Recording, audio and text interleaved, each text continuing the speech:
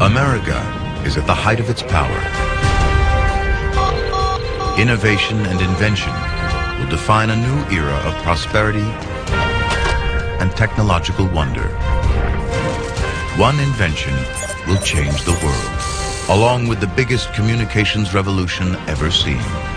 And while old threats fade, new challenges will test America as never before. The 1970s. America is locked in a global standoff with another superpower, the Soviet Union. It's the Cold War. Communism and capitalism clash in an ideological battle for supremacy. For many, it's an era of fear and uncertainty, nuclear nightmares. By the end of the Cold War, the rival countries will amass enough explosive firepower for over 1 million Hiroshimas. But the Cold War has another battlefield: the space race. And when America claims the prize by putting man on the moon, a technology that will define the era comes of age. Television. 185 million Americans are united in front of their TV sets. Looking back at those images now, we marveled at the clarity of the picture. This was live from the moon, after all. It was the height of technology, and we marveled at it. In 1940, there are just a few thousand TV sets in the whole country. By 1970, there are over 60 million. TV will play a defining role in shaping a new era. America has always tried to adopt new technologies. Television as we know it today, I mean, it was considered, think about this crazy idea where we can send moving images to any place in the United States.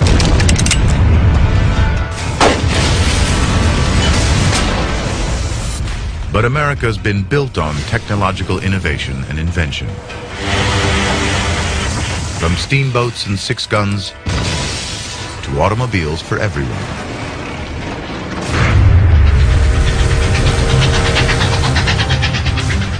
It's conquered a continent with technology.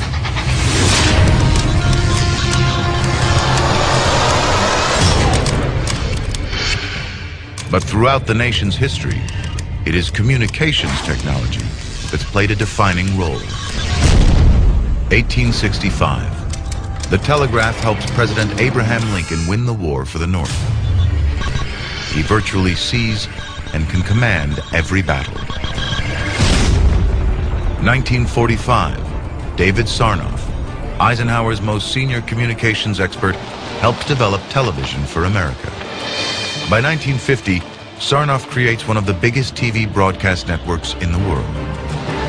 TV may be a new form of entertainment, but it's also the most powerful communications device in existence. Sarnoff recognized that there was going to be awesome power, and that with that awesome power was going to come awesome responsibility. By 1970, the American public is watching more television than any nation on Earth. Over 5 hours a day for every man, woman, and child. There are more TV news programs than any country in the world. Over 70% of the adult population watch the television news every evening. And when pictures of the moon landings are broadcast live, it isn't just a technological success. It's a symbolic victory in the Cold War. But there's a real war closer to American lives. Vietnam, a bitter conflict in Southeast Asia. America fears communism will sweep the region and wants to stop its influence. But the U.S. military and all its technology comes up hard against determined guerrilla movements. And the war is being fought by hundreds of thousands of drafted young Americans. We ask so much of our 18-year-olds to go over to a foreign land, the jungle no less, and fight guerrillas who are home on their turf and don't like at all the invading army. The generation that's fighting the Vietnam War are the baby boomers, the biggest ever American generation. Over 50 million new Americans born in 15 post-war years. This huge generation are unlike any Americans who've come before. And their influence and attitude towards society are destined to change the face of America. The 1960s were inevitable. The greatest generation came home with a fixed idea of what life should be about. And they were so busy putting their own lives back together again in a traditional fashion that they weren't paying attention to the changing sensibilities of their children. America, in a way, reinvents itself every 10 or 15 years. And that reinvention is always feared by the generation that came before. June 1969, upstate New York, Woodstock. A weekend concert for over 100,000 ticket holders is overrun by nearly 500,000 baby boomers. Over 1 million more try to get in. It's the world's biggest ever music festival and becomes the boomers' coming out party, a signal to America of the generational change taking place. Going from a society and culture that was fairly buttoned up and prim and proper to one that suddenly was, well, we had Woodstock, we had hippiedom, we had free love. Baby boomers had a huge, tremendous impact on how we view the world and how we view society. But the baby boomers aren't just rebelling against their parents' values. People began to attempt to affect from the streets the highest levels of foreign policy. The baby boomers want an end to the Vietnam War, and they take their protests to the streets. But the willingness to stand up for what you believe in mass demonstrations of revolt, that's very American. In the Vietnam War, people were unwilling to die for something they didn't believe in. Protest is deep in the American character. The Pilgrims against the old world and religious persecution. The colonies against the British and their taxes. Frederick Douglass and Harriet Tubman against slavery. 1970. There have been thousands of anti-Vietnam War protests. Kent State, University, Ohio. The National Guard are ordered in to control 500 protesting students. Television is here watching.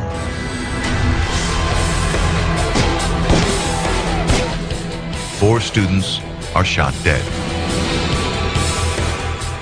I think that drove it home for a lot of Americans to see on their television and to have this mass of people who felt so passionately about it.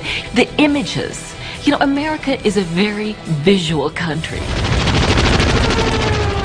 And because Vietnam is the first televised war, battles and casualty lists are daily news events. Television brings the reality of the war into the nation's living rooms. Just as 100 years ago, Civil War photography revealed the true horror of war, now, TV news images begin to turn the nation. We had already lost over 50,000 soldiers, many more wounded than that. I think most Americans realized Vietnam was a hopeless cause. More bombs than were dropped in the whole of World War II. Hundreds of billions of dollars. But what most Americans remember are the pictures they see on their TV sets. Watching people in Saigon clinging to helicopters as we left in disgrace. This is a profoundly un-American notion.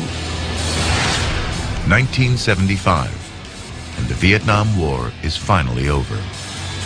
In many ways, it really was the anti-war movement on the ground that shaped our story of Vietnam and, to some degree, the actual experience of the war. For many of the baby boomers, the protest and rebellion has a wider aim: to create a completely new way of life. You could rebel against your parents and rebel against society while creating your own utopia. This is a very 60s ideal. Creating a land where you can live your dreams is part of the American character. It's the reason the Pilgrims came to America. Why Mormon pioneers headed west. The baby boomers aren't looking for a new land. They want to change American society, make it a fairer place. As the 60s turn into the 70s, black activism burst onto the agenda and the streets. The baby boom generation shaped America. The movement for equality for women in the workplace certainly came out of that. A tiny moment in American history gave a lot of confidence to American women. Freedom is freedom. All men and women are created equal. I had no prior knowledge of the Watergate break-in. I neither took part in nor knew about any of the subsequent cover-up activities. 1974. President Nixon is implicated in the break-in and the bugging of his political rival's headquarters. He's accused of covering up the crime. Congress starts an impeachment process which transmits live on television. Holders of the highest offices in the land are subjected to a grilling watched by millions. The Nixon administration hits the TV age and loses. There had been scandals previously in American history, but none that unfolded on television with the immediacy of the Watergate scandal. What was revealed by the Watergate scandal was a level of internal corruption, a level of deception, and a real violation of American democracy that even critics of the American government up to that point simply hadn't imagined. It was the last nail in the coffin, you might say, for many, many people, of Americans' confidence in their own society. I shall resign the presidency effective at noon tomorrow. The only president ever to resign the office. His speech watched live by 85% of all American households. Freedom of the press and TV showing their true power.